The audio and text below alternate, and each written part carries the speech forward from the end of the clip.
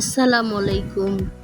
আজকে আমি রুই মাছ দিয়ে পটল দিয়ে আলু দিয়ে দো পেঁয়াজি রান্না করব, সেটা নিয়ে আসলাম।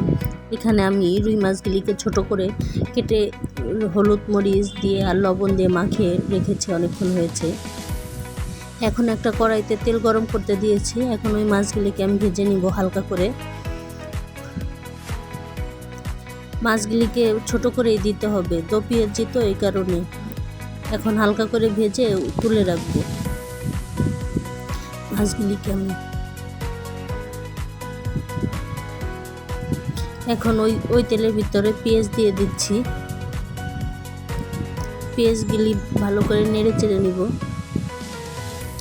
পেঁয়াজটা যখন একটু হয়ে যাবে, তখন আমি হলুদ, মরিচ, লবণ, 2টা তেজপাতা, ধনের গুঁড়ো এগুলি দিয়ে ভালো করে কষে নিব পেঁয়াজটাকে।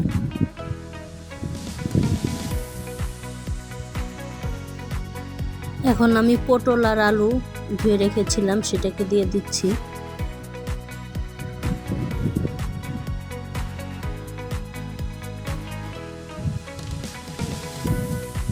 ঢেকে দিয়েছিলাম।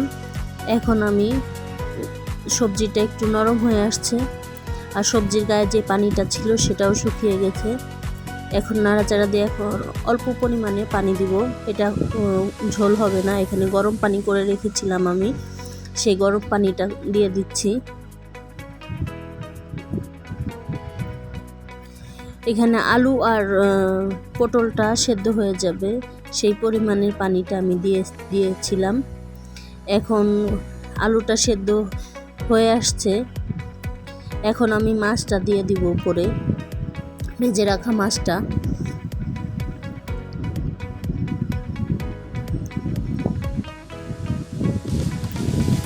মাছ দিয়ে কষা হয়ে গেছে, আর এখন আমি জিরার গুঁড়া করে রেখেছিলাম, ওটা দিয়ে দিছি।